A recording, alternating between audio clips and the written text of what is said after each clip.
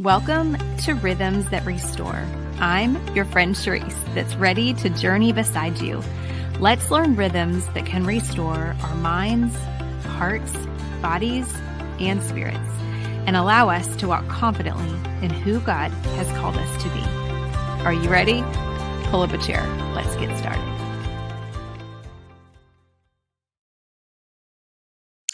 Hey everyone, welcome back to the podcast. Thank you so much for pressing play today and pulling up a chair and gathering with us from wherever you are listening or watching us today. Welcome to fall. We are all having so much fun embracing. Maybe it might feel like fall the day we're listening. It could feel like July again. It just depends. But we are so grateful that you guys are all here, whether you're listening for the first time or whether you have been journeying with us every episode along the way. We've made some ground. We have talked a lot in the last few weeks about gathering and the importance of gathering, how we're called to gather, how it nourishes our soul.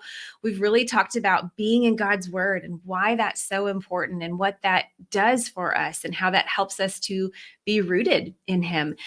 We've talked a lot about following Jesus and why we love being able to walk after him and walk in his ways. And today I'm really excited to have my friend Courtney Allen here today because I really feel like Courtney is going to help key us in a little bit more on walking through difficult seasons maybe that we're walking through that are difficult, and maybe even how to walk through difficult seasons with friends. Because all of us, whether you're in a season, coming out of a season, or going into a season, we're all going to be in that.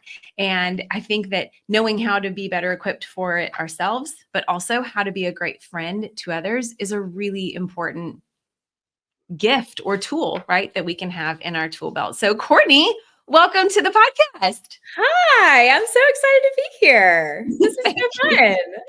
all the way from Nashville, Tennessee. All the way, so far away. I know. We were saying a few weeks ago, my friend Heather Carty was on, and she's from Nashville too. And I was like, I know Heather Carty. You do? I do. I go to, yes. We went to church together. Yeah. Yes. Heather's a great friend of mine. And so we were saying that like all of our friends that live in Nashville are like our cool siblings. You should ask my actual siblings. They would probably disagree. So, you know. Well, yes. Our Nashville friends and family are our cool siblings. And then there's our Memphis family. We're like, oh, we're from Memphis. Whatever. Memphis is a great place to be from. I know. We love it. You know. I know all of y'all that are not from, did you like that? All of y'all that are not from Tennessee, come and visit Nashville, come to Memphis, come see us. Well, everybody does come to Nashville. So they do. We're actually asking people to stop coming. We're like, you should go to Memphis. You should go. There's so much fun stuff there. Like these bachelorette parties, y'all just go on down to Beale Street. Broadway's full. It's all the way full. Okay. I did think of that as I said that. I was like, oh, I bet Courtney's like, actually, no. Or like a parking lot with a full sign, like, no more. Thank you. So let me tell you guys all a little bit more about Courtney, and then I'll tell you guys why I was so excited to invite her and connect her to all of you. So Courtney, let me tell you her professional accolades here, her professional bullet points, is the wife to Kyle. She's a mom to 3. She is a nurse. She's an author of 2 books and is currently serving at Faithfully Restored, a nonprofit here in Nashville, Tennessee. And so we're so grateful that Courtney said that she would be our guest and that she would share her wisdom with all of us today and with me selfishly. I'm so excited. But Courtney, you know, truly, when I think of you, I have always thought this. I mean, truly, ever since we were 11, 12 years old, I think of someone who is kind, loving, tender, a vibrant example of Jesus, and someone who seriously changed the trajectory of my life because of who you are and how you allowed yourself to be used in my life at such a pivotal time. And I truly know that because of you and because of your friendship, that I am who I am today because of how you reached out to me. So that is why I wanted you to be on today. That is really kind. And I'm not sure it's all true, but that is so kind of you to say.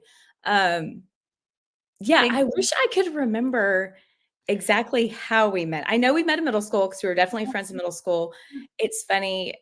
You know how some memories you have, like, they just, like, stick and, like, I can't remember actual important things because these other things clog up my brain. Like, I remember your home, like, from middle school, and I Yeah. remember your room. I remember you had, like, was it a Stairmaster or an elliptical in your room? And I'm like, "Just in her room," and, like, we would talk, and you would, like, be doing the thing. I'm like, "Okay, Oh yeah." my gosh. And you had so many little brothers and sisters running around. So many. Yes, you So guys. many, but, like, your house was so, like, fun and full of life, and, like, it just yeah, I have such sweet memories of our Oh, friendship. thank you. For sure, in middle school, and you were I mean, I could say all of those things you said to me, I could say them right back to you because you were that steady friend for me, and you Mm, were pointing me to Jesus, and you even if you didn't think you were, like, you were, mm. um, and yeah, we were, like, youth group nerds and, like, Yep. really embraced it, like, we're Oh, like, "Yeah, yeah. we're here for Jesus, guys," like, we're into DC Talk and Audio Adrenaline and all those amazing bands from the '90s, you From know? the 90s. Oh. Yes, I'm like, "Yes, I can recite all the Stephen Curtis Chapman and Michael W. Smith lyrics to all the songs." And you were right there with me. Like, I Yeah, we loved it. were. We It were was so great. we were My middle cool. school I feel like my middle school was not garbage because you were such a good friend to me. Oh, And, I don't think we cared that we were, no. like, super involved in youth like, we didn't want to be those other things Yeah. by the grace of God. We did not want that. Yeah. So Yeah. It was such a protection. And for everybody oh, that is, totally. yeah, that's listening. And if you're like, what are you guys talking about? So my family moved to Memphis when I was 11. Ugh, y'all, like such a tough time of life. And I didn't understand it. And I remember being so frustrated. But now looking back, it was a absolute protection because the path that I was going down, even though I was only 11, which makes me laugh because I'm like, I was 11. I had experienced way too much life at that point, and I think God was like, "Oh, we are going to change the trajectory of this young woman's life," and I'm so grateful that He did. And yeah, I went to Houston Middle, and Courtney did too, and that's when we met. And at a time that could have been so much rougher for Mhm. us, it was very sweet. And my son is 12 now, and last year I was remembering that time of seventh grade and how that it could have been really rough. And so I remember reaching out to some of his little seventh grade girls in his class. And I just had like such a sweet place for them because I remembered it so vividly. I'm sure they look at all of us, they're like, y'all are so old, but it's like it was yesterday. And it really does shape us. Those middle school, high school, college years, it does shape us. And so that's why I knew Courtney would be an awesome guest, you guys, for all of us today. So Courtney, tell us a little bit more. So you and Kyle have been married for how many years? It was 21 years in August. Yeah. 21 And I've years. been married a minute. Yeah, we got married right Wow. after college. You Yeah. guys. Yep. And Yeah, y'all have 3 children, we 20, do. 18, and almost 16 years old. So you're We in the do. thick of like raising young adults. It feels like the thick of transition is what it feels like. Like, it's just a lot Mhm. of transition. I mean, and so when we got married 21 years ago, we got pregnant very quickly and unexpectedly after we got married. And it feels like we have been mom and dad our entire relationship or our entire marriage, um, Mhm. which has been awesome. But now that they are leaving us, I'm like, oh, well, look at you over there, my husband, Hey. not just dad, So it's been really sweet Mm. and hard and sad and every single feeling is Yeah. what it feels like it has been in this moment. And it is funny, like trying to parent adult kids. I'm like, maybe I'm sure there is a book about that. I'm sure of it. But it is like, oh, like there's a lot of things I could say right now to you about this current situation, but I need to like hold Mhm. it in and let you figure some things out. And Mhm. right or wrong, I'm here for you, but just like maybe sometimes I just need to shut my mouth and let them make a decision for themselves. That's It's hard. really hard. It's really Yes. or Yes. maybe don't ask them 1,000,000 questions about that thing. And that's also hard. I'm like, I have Mm, questions, but the more I ask, the more you're going to like shut down. So like, I need to mm. just control myself. So, Listen. Yeah. but I will say, I love having teenagers. It is so much fun. I know people get very scared about the teenage years because there are so many things out there that are out for our children. Yeah. When I tell you, like, it is so fun watching them become who God has created them to be. It is Ah, the most fun thing. And they have their own little opinions and their own little ways that they do things. And it's just a blast. Like they really are some of my favorite human beings. oh, Like I'm just lucky that I get to be their mom. I'm like, oh, right. God gave me the best ones. Like I don't know. Well, I know everyone feels that way, but I think that's so encouraging to me. I do not have the teenagers yet. I have the 12 and the 6, but I have so many friends that say that they listen, Courtney, and they're in this season of life where they have maybe launched their first to college or their second or their third. And they're in that season of parenting young adults and also learning like, wow, I'm here with my head. Wow, this is a new season. So yeah. yeah, I had a very sweet and wise friend. You have those friends that are like one season ahead of you in life, right? Mhm. And I feel like she's that friend for me. Like her kids have all now launched, like her youngest kid just went off to college. And she told me when I was sending my oldest Paxton to college, she said, you need to grieve it like the death of your family. And I was like, Mm. that's the rudest thing I've ever heard in my entire life. Stop saying words to me. Yeah. But so then I call my mom to tell her how rude that it was that she wasn't being rude. But I call my mom to be like, "Can you believe she said, it's like the death of my family." And my mom said, "That's exactly what it is, Courtney." Oh. And that's exactly how it feels because it is the death of your little family as you know it to be Mm. or as you've known it to be. Like they're all under your roof, they're all there.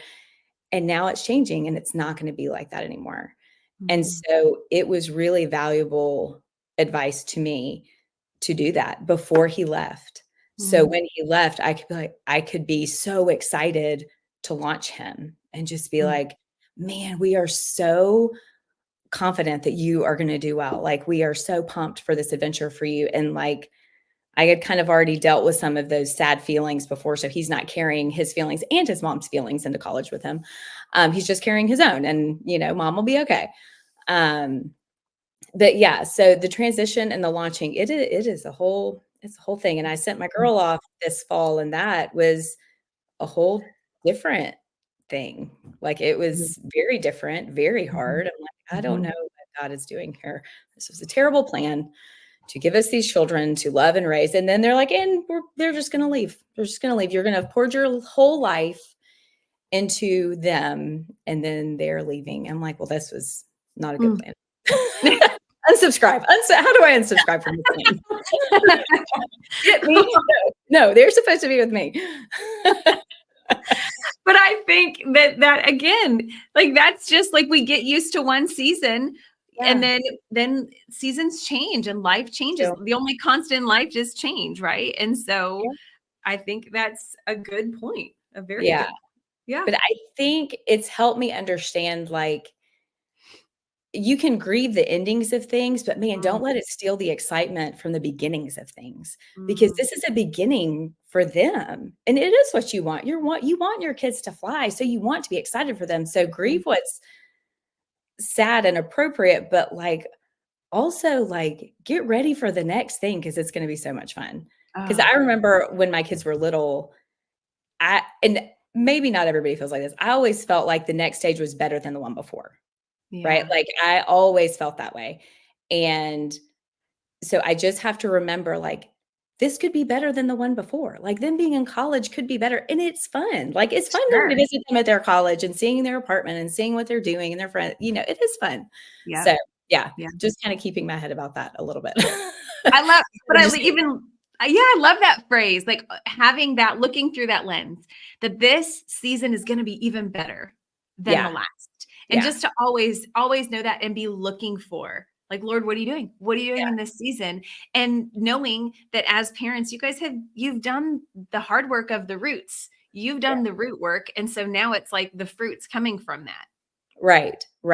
Which And is I really think, yes. And I do think, and just as a way of life in general, like, man, isn't it much better to look for God's goodness everywhere than look for the negative things everywhere? Like, man, we should always be on the lookout for God's goodness because it is everywhere. And if you are constantly looking, you will constantly find it. But if you are constantly looking to be disappointed, you're going to constantly find that too. So it really is like, where are you putting your focus? You know? You are going to find that. So going back, so you're talking about launching them, but there was a time in your story when you really had a choice to make of like, do I stay home with these kids and, help to pour into them and help to like help them learn, help them develop into who they are, or do I give to others? And so I love that point that you were sharing with me behind the stage, of like really having a choice. You made the choice, Courtney, to have courage and to be brave and to choose a lasting generational change for your family. And I thought that was really cool. So like, talk about where that you had said when you saw the Lord use your obedience in one area to lead you to the next, because you said when your youngest had started kindergarten that you had a choice to make, that you could either work, more hours at your job as a nurse or fill your time. And so tell us a little bit about that, but even kind of going into discipling your kids too. Yeah. So I'd been a nurse for like, that's what I graduated in. Like I had always been a nurse, kind of, really very part-time, because I also wanted to stay at home and be a mom. So I always kind of worked some. But then when my youngest went to school, I was like, well, man, I'm about to have a lot of time on my hands if he's going to be gone all day. Like they're all going to be gone all day. And I had a nursing job at the time and it was great. I liked the people, but it was one of those, I'm like, I kind of feel like I could put more hours in here, but I don't like, it is not feeding my soul, in the way that I wanted to be fed. So I was like, I can do that, or I could try writing. I don't know. Like, and I'm not like a huge journaler. Like, I'm not one of those, like I wake up and journal every day and, but I did like to write and I thought I was funny. So I was like, I don't know. Let's just see. Maybe other people think I'm funny. But anyway, so I started a blog, which feels like archaic now because like who blogs anymore? But I'm sure, I know people do blog, but now people podcast. So, it's a different thing, different medium. But so I started writing and I really, really liked it. And it just felt like I was connecting more with people, even though I wasn't. Like I was by myself. Like writing is a very solo, lonely task for the most part. But I did feel like when I would post and get comments back, or people would comment on my Instagram about what they liked about it, or what, like, oh, I've been through that too. It just felt like, man, there's a lot of people relating to what I'm talking about. And which made me feel a lot less alone. Which really is something that I've often struggled with. So I was like, oh, well, this is great. So I ended up writing a couple of children's books, which was a blast. It was so much learning on my end. Like I was like, I don't know any writers. I don't know how to do any of this. I certainly didn't know how to get an agent or whatever. So I was like, well, I'll just like self-publish. Like that felt easier to me. And I'm like, maybe you should have tried harder to get an agent. That would have been easier for you. But so I wrote and self-published a couple of children's books, which was super fun and a great learning experience. And I ended up several years down the road, I was still blogging and I wasn't doing it as often. It was really hard for me to like continue to create content. And I know content creators feel that like, oh, well, you always have to have something new and fresh and like that is kind of wearing me out. So I decided I really wanted to work on a book, like a book. And I worked on that for a while. Maybe 9 months or a year, something like that. And then COVID hit and all of my people were at home. And I like being at home. Don't get me wrong. I enjoy being at home. And what I found out is I like being home by myself. And there are a lot of people here. They're all in my space. You're stealing my creativity. You're I literally can't do one thing if I know I'm about to be interrupted. Like I can't complete a thought. I cannot focus if I know there's a chance I'm going to be interrupted. So it just kind of fell by the wayside, and I have yet to still pick that up. Maybe one day. Yeah.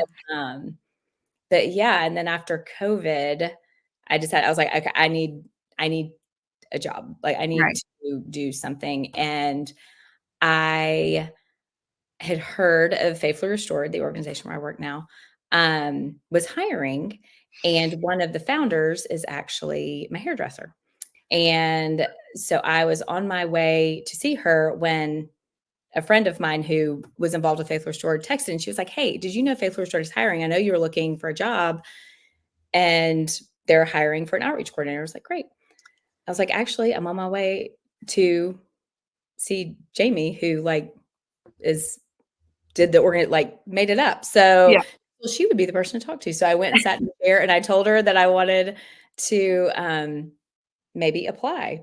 And it was so funny because she's doing my hair and my executive director, my boss, was the appointment right after me, which I did not know.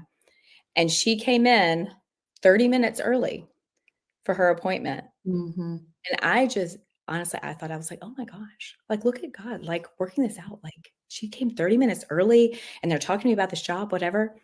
I did not find out, Cherisse, until maybe 2 or 3 weeks ago that my hairdresser had texted her and let her know that I was interested in the job. So she came over 30 minutes early. I'm like, oh, well, looky there. Still, that she was available and that she could come. Exactly. So I interviewed with him the next week and got the job. And she did say, though, she goes, and I was very upfront. I was like, listen, I have no experience for what you're asking me to do. Zero. I said, but I feel really confident that I can learn. Like I can learn how to do this job. Like I'm a nurse, so my background is not really this, but I can learn. And she said, well, she was like, that's great. But she said, I just want you to know there's probably going to be a lot of writing involved. Are you okay with that? And I was like, I think I'm okay with that. So it was really like God being like, listen, I can give you both things. Like you don't have to give up the whole of one thing just to do this other thing. Like I am going to be so kind and give you both. And it has been such a sweet, sweet gift to me. So yeah. Isn't that so good? Because oftentimes when we do feel like God's calling us into a season or of something that's unknown, we can feel like we're holding on really tight to what we know. And we think that sometimes the Lord's asking us like, no, give it all up and follow, and maybe sometimes there's cases where, but what a sweet opportunity where he said, no, continue to be obedient. And look, I'm going to do both. Yeah. So I think what a sweet thing. I want to go back to something that you wrote to me that you guys, I was telling Courtney as she shared her notes with me, I pretty much underlined and highlighted every note that she gave. And I said, I had to read her notes and what she wrote back to my friend Tracy, who was in the office. I was like, this is incredible. Courtney's got to read a book or write a book for us because this is so good. So listen, y'all, this is what Courtney wrote. We were talking about how have you seen, the Lord's obedience in one area to lead you to the next. And Courtney writes, so much of what I learned during that time was that when God calls you to something, he doesn't hang you out to dry. You may not know how all of it is going to shake out, but that's not really yours to be concerned with. You are only responsible for taking the steps of faith. He is in charge of the destination. Courtney! That I just think I learned that when I started writing, because I think, and God continues to show me that, because part of the writing piece that I kind of I let it go because I was so concerned with the outcome. Like with the books, I'm like, well, if they don't sell, or what if they don't do this? And and I am like this in most areas of my life. I'm like, I want to know how it's going to end before I start. So like, if you could just give me a heads up on how that's going to go, then I will gladly begin. Sure. Gladly. Like with a whole cheerful heart, I'm going to begin to do this. If you will just promise me it's going to work out, because failure doesn't feel great. Right. But so much of what I've learned is what you're envisioning success to look like Mm. isn't what God's envisioning for you.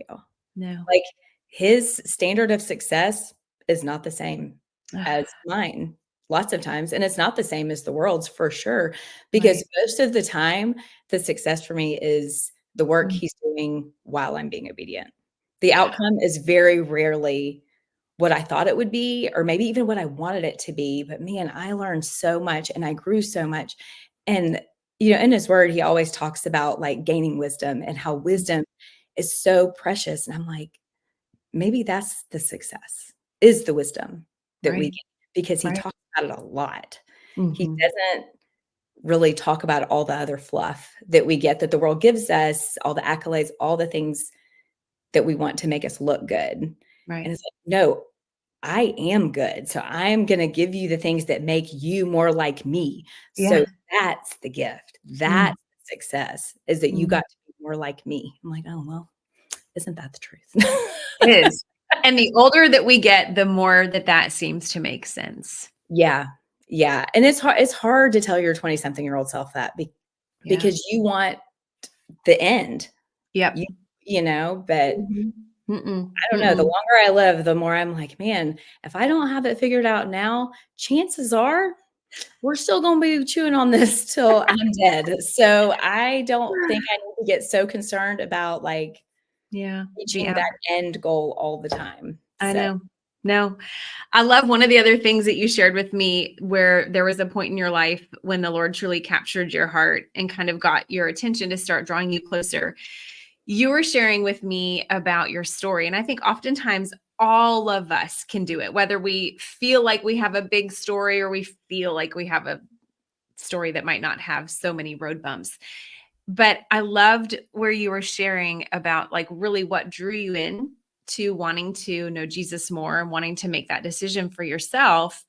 Like, you were talking about what you were wanting to be free from. But then I also loved what you shared for your children and the choice that you made, knowing that your story was not a boring story, but was a blessing over generations. I yeah, so love that. that it's very interesting, because most of my life, and you experienced it when you texted me to come on your show or on your podcast. Yeah. Like, I was like, why? Why would you ask me to come on? Like, I don't have this, like, amazing story to tell about my life. I haven't overcome some, big trauma or whatever. Mm. And I wish I could remember what Instagram reel it was, but it was somebody talking about how your boring story just means that, like, man, God has been faithful to your family through generations, Mm. that you have always known about Jesus. Like, I grew up in a Christian home. I grew up going to church. There's not a day I didn't know Jesus loved me. What Mm. a gift. Yeah. Like, what a gift. And I take it for granted, and I put it on the shelf and say, that's boring. Like, I'm sorry. Who are you, lady? Like, no, that is not boring. That means that somewhere in my family, in my lineage, Mm. someone read the word of God, and they read in Deuteronomy where it says, you are going to teach your children and your children's children, and you are going to write it on the tablet of your heart, and you are going to put it on your doorpost. You are going to do these things, and you're going to say it when they lie down and when they wake up. You're going to do those things.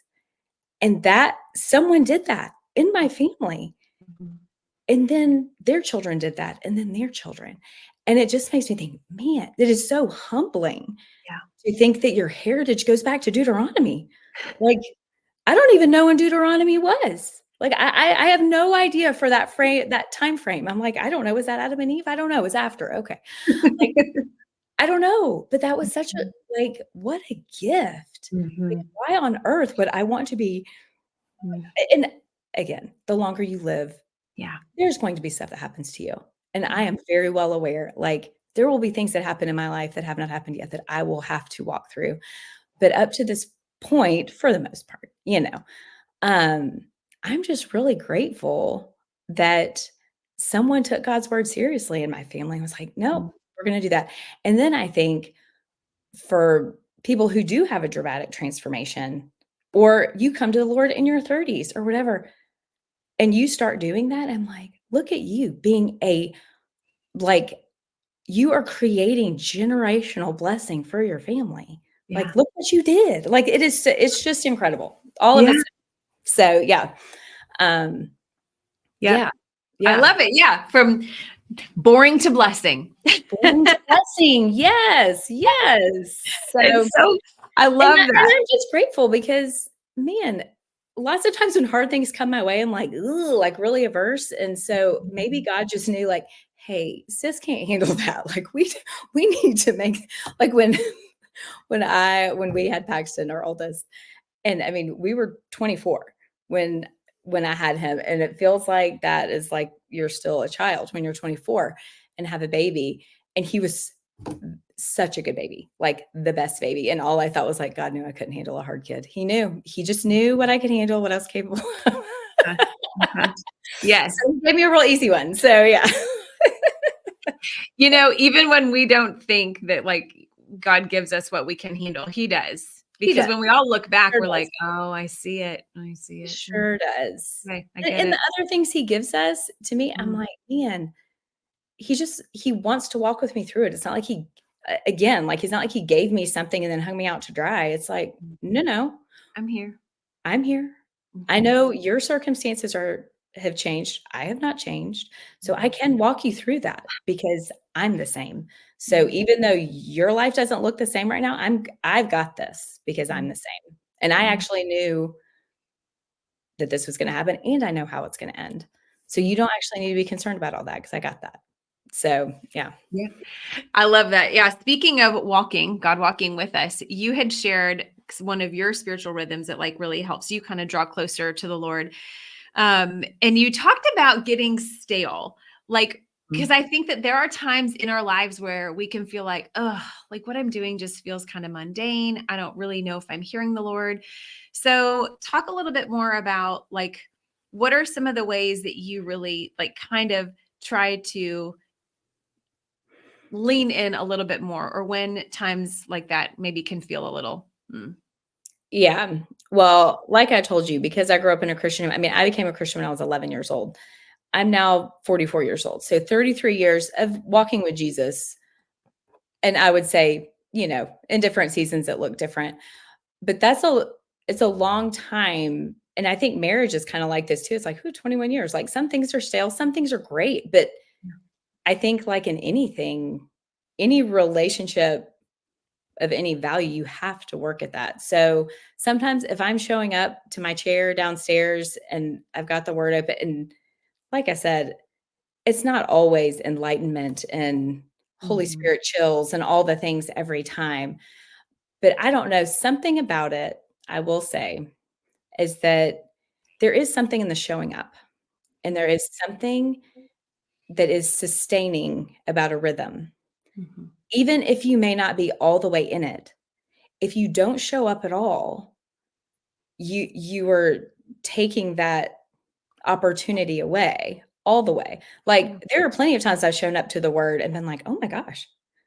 Like, and it's like light, lightning bolt moment or whatever, or aha moment that you never would have gotten if you didn't show up. So there is some of that to it too. Like it is a rhythm of just showing up. But then sometimes I'm like, because I grew up a little more legalistic in a way of like, okay, if you're a good Christian, these are the things you do, and you have your like things. That's why I always kind of felt ashamed that I wasn't like a daily journaler because I felt like the good Christians were probably journaling every day and I was not. And if I didn't have a quiet time, I was probably a bad person. All those things that you think when you're like middle school, high school, because you kind of think in black and white and right and wrong and all those things. Yeah. But anyway, so when I get to a place where I'm like, I'm not connecting anymore. Yeah. It's usually I'm like, you know what, we're going to go for a walk. We're going to move our body and we're just going to listen to worship music and just listen and let it speak to you. Because I do think God's everywhere. Like he is in his word, and his word is like him being like, here, let me tell you about myself. Yes. But nature tells you about him too. And worship music tells you about him too. So I think kind of trying to tap into if the word is feeling kind of dry. And some of that for me is like, what am I not being vulnerable about to the Lord? What is the sin in my life? It's Yes. typically a me problem, Cherisse. I'm not gonna lie. It's usually always a me problem. Yeah. It's always me. That is Yeah. the frustrating thing about a relationship with Jesus. It's always you, friend. Like you're always the problem. He's rarely ever the problem. So, I told somebody the other day, I was like, I love the Holy Spirit, but he can be a real nag. He can be a real nag. Oh, yep. I'm like, Always trying to make me better. that's right. I love Never one of want the to live things, in my flesh, that jerk. always constantly changing and molding and like, oh, just yes. Doesn't he know I'm averse to change? I don't like it. Oh, that is so me. I am such a S personality. Like I'm so slow to change and I love cozy and I love comfort and I love, and Same. God's always like, yeah, no, we're going to keep growing. Because guess what? Growth apparently doesn't happen in that place. I have literally never experienced there when I feel good about anything. I know. Sadly, I cannot live, always in my sweatpants and my cozy blanket. I know. But one of the things you said, there was actually, and I got to find another place where you said something phenomenal, many places, but you shared with me, you said, being in the word is something that has strengthened my faith and reminds me of who God is, which in turn informs me about who I am. Yeah. I thought that was it's so good. And then you spoke about the habit of showing up and it helps bring you back to center. Yeah. And Heather was talking about that too, like allowing the Lord, like putting him in the center of our life instead of just like carrying him along, like, here's my goals. Come on, Lord. Like, nope, we're moving him to the center. And I thought that that was so beautiful, that's why you choose to have that daily showing up practice, because it reminds you of who God is, which informs tell you who you are. Yeah, definitely. I would probably identify as a stay-at-home mom when my kids were little, more than I would a nurse, really. And there were times I was like, man, like, am I just a mom? Like, I would put just in front of anything that I was, like, just a mom, just a wife, just a nurse, just a da, da, da, Yeah. and I found a lot of my identity in being a mom, which I don't think is unique. I do not think that is No. a problem that only I have. I was really good at making my kids my little precious idols. And I took them and I seated them on the throne of my heart. I was like, Jesus, move over. And we're going to put these little humans in there. And I'm just going to worship them now. Because they just consume so much of your time in your life and your thoughts. And it's so all encompassing, which in so many ways is good. Like that is what we're called to as mothers. But then like the rub is that it's like, well, now when they're not behaving the way that I want them to, or they're not reacting to me the way I want them to, then I am hurt. And I am basically making them responsible for my joy. And that is really unfair. It's really unfair, and that is not a weight that my kids should ever have to carry. Like, that's not their responsibility. That is not. That is why Jesus is like, "No, no, I sit on the throne of your heart. I can carry that. I can carry your identity." Those little children, they are not responsible for who you are. Like, I am responsible for who you are. So, yeah, learn more about me. Find out who I am, because then you know who you are. So I had a really hard time figuring that out for myself and reminding myself of my identity. And there was a point in my life where I was memorizing Psalm 139, like the first 18 verses, because it tells you so much of who God is and how he has created you. And I know everybody knows he created me in my mother's womb, and you're fearfully and wonderfully made and all that. And that is fantastic. But in there, it also says he hemmed me in behind and before. And I'm like, oh, like he put me all the way together. And he's holding me there. He's holding me there. Like he has me. And then it talks about how like, you know, how can I get away from your presence? And he's telling you, you cannot get away from me, ma'am. You cannot. If you go to the heavens, I'm there. If you go to Sheol, I'm there. If you go out to the depths of the sea, my right hand will carry you. I'm like, well, so I am held by you and I am seen by you. You know my thoughts before I have them. You know the words before they're on my lips. And it just to be known and loved that way, I'm like, why wouldn't I put all of my trust, all of my affection, all of that in you? Because you clearly have spent a lot of time on me. So why don't I give that back to you and let you handle that? Because my kids actually aren't equipped. They're not equipped. Most of the time, like they're like little tiny terrorists when they're toddlers. Like they cannot do that for you. But now don't ask me to quote those 18 verses because you know when you memorize things when you're old, they just kind of like go away. Yeah. Now those Bible drill verses I learned in 6th grade, I remember those. I can remember those. But anything I learn now, it's like I know it mostly. Right. That's what they made paper for, like all over our house, right? Exactly.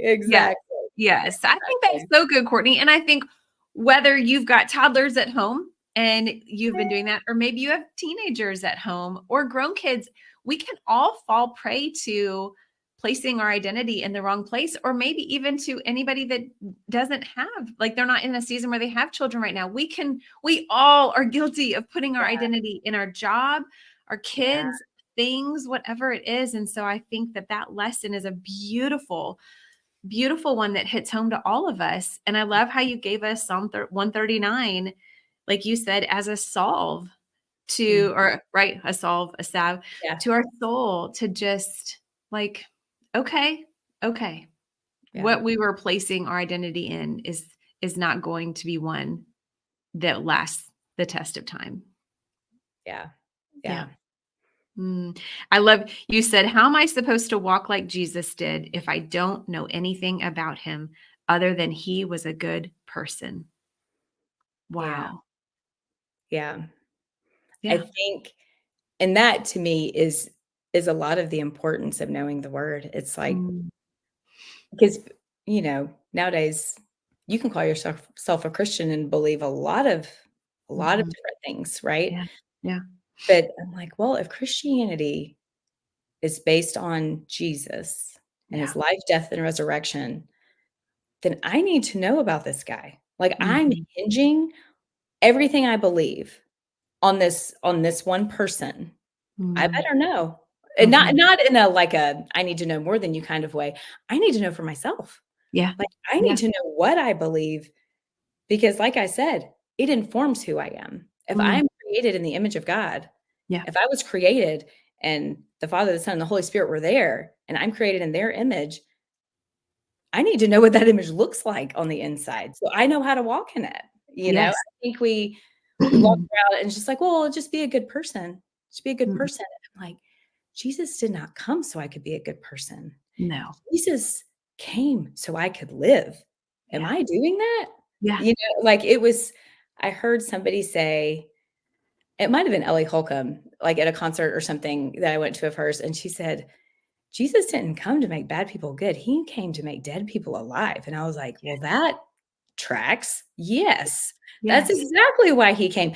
And for so much of my life, I've been so worried about being good.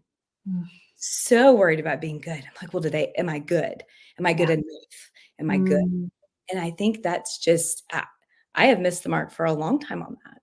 A long time because I think you do want to be a good representation of Jesus, but it's like, am I doing that for me or am I doing that for him? You know? Right. And we'll never measure up. Like if Yeah. we're all trying to do it on our own, like bummer, I'm going to mess up a million times today. Darn, you know? Yeah. Like we And can't. really, perfection was never meant for us. It was always meant for Jesus. Perfection was never ours to have. We were never going to be that.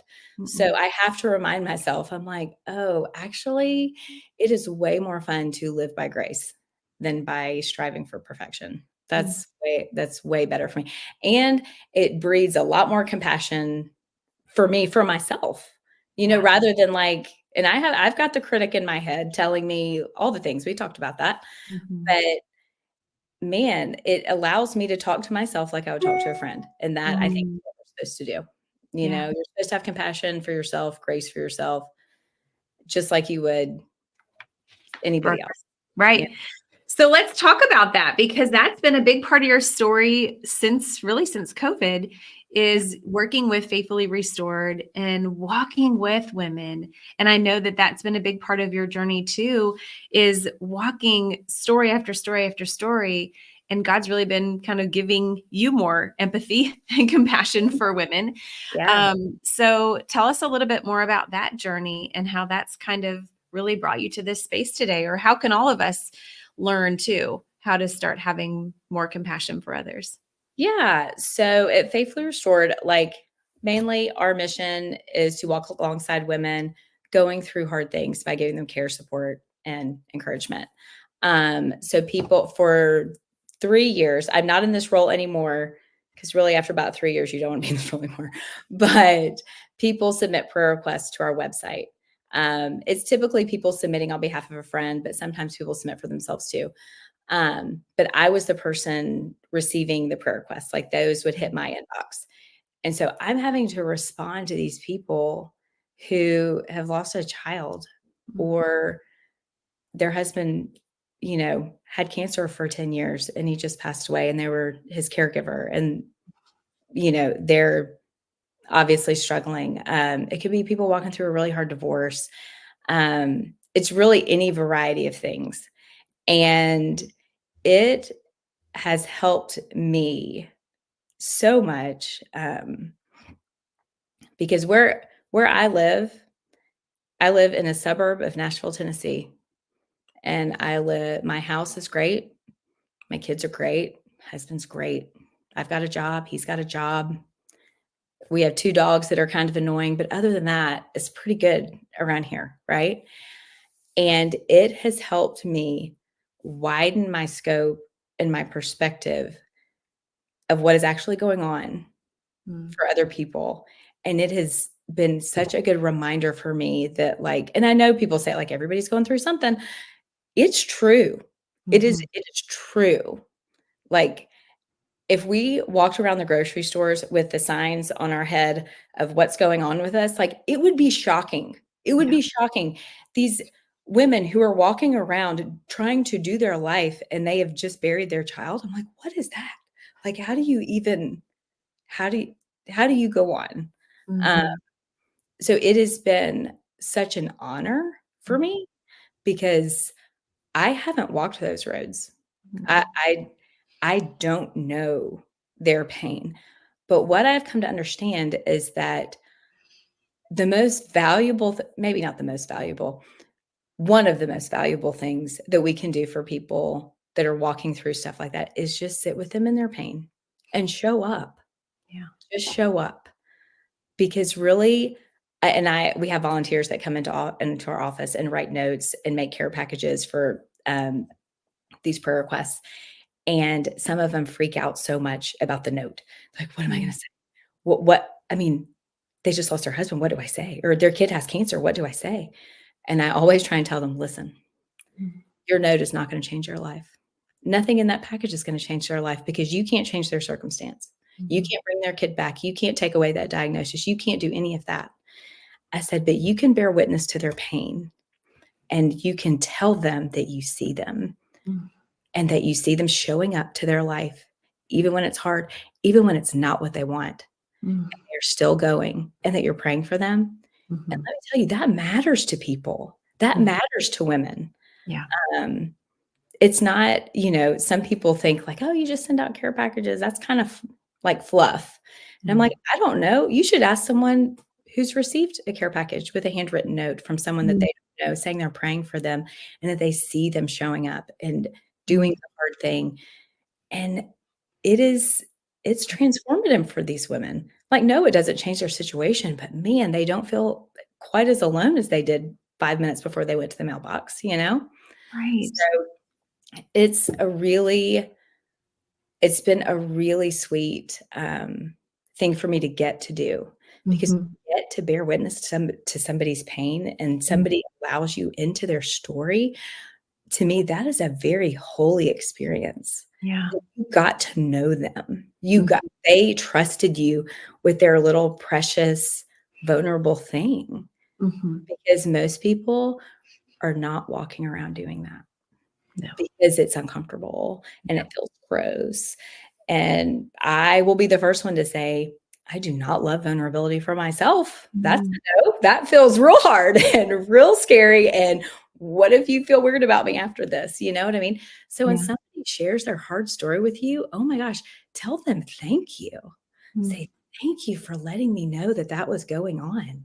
Yeah. And I will hold that. Like, I will hold that for you, and do it, and then Mhm. check on them and call them, send them a note. It doesn't have to be. I think some people worry about the way they show up for people, Mm. and I don't think the way really matters other than you're showing up, you Yeah. know?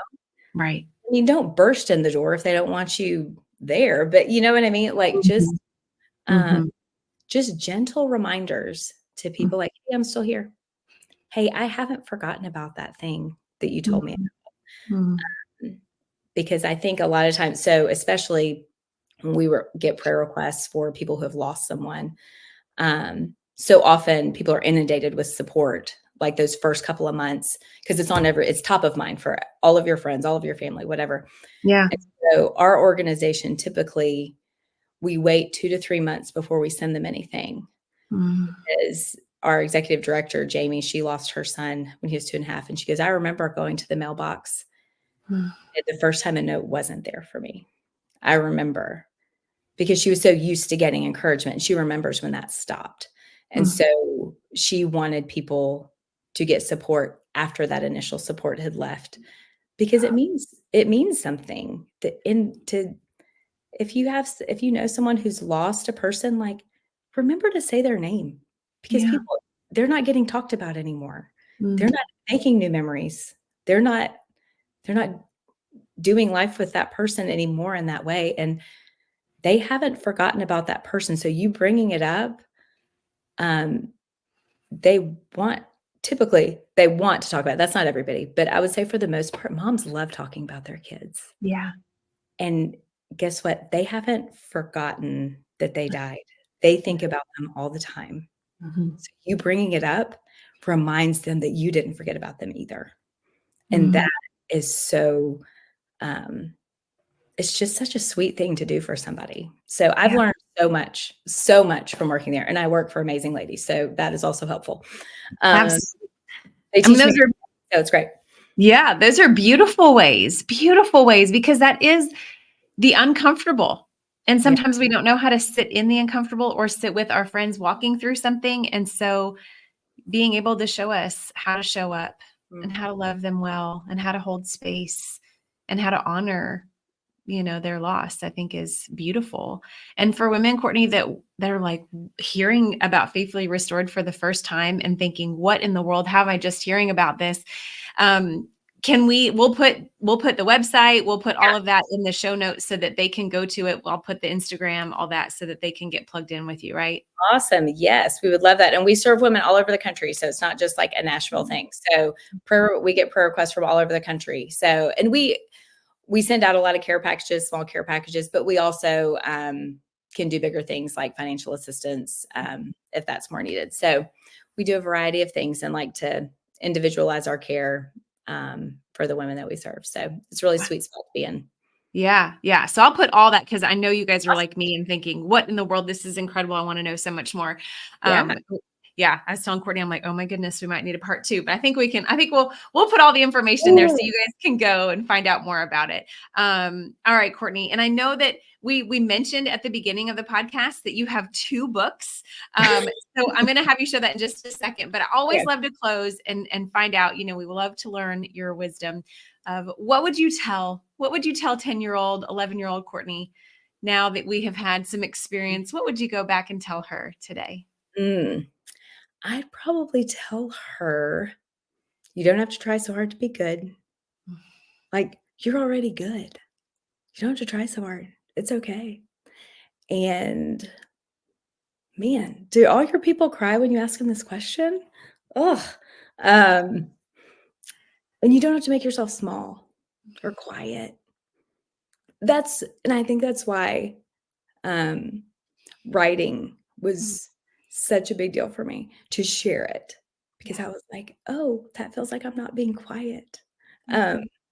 So yeah, those are probably two of the main things I tell. There's probably a few more things like, hey, don't be so snarky. It's not cute all the time. But guess what? 44-year-old Courtney's still snarky. So and I think that God has a lot to say in and through your voice, Courtney. And I thank you for sharing it with us today. And I do want you to hold up your books, you guys, and I'll put these in the show notes too. But Courtney has these 2 beautiful books that she has written, these children's books that we can use to bless our babies, because, it's gift giving season. And so I'll put Courtney's email in there. It's Roosters Balloon and the Forgotten Ornament. And give us like a 1-minute little commercial about each of them. Tell us a little bit about them. Okay. Roosters Balloon, I wrote after some dear friends of mine lost their little girl. She was a twin. And so the book is about the twin that lived, her conversation with God about losing her sister. It is very sweet, very tender. And it is a kind of a grief book. So just know that going in, it's not happy feely. It is kind of a harder book. But it helps us to talk. Yes, also needed. I feel like it is sweet, and I think kids have really big feelings. Yes. And sometimes we don't recognize that kids have big feelings that they need to talk about. And the Forgotten Ornament is just a sweet little Christmas book about some homemade ornaments that are trying to make it to the top of the ornament box, so they get picked to go on the tree. And they don't make it to the top of the box, but guess what? They get to make it on the tree anyway.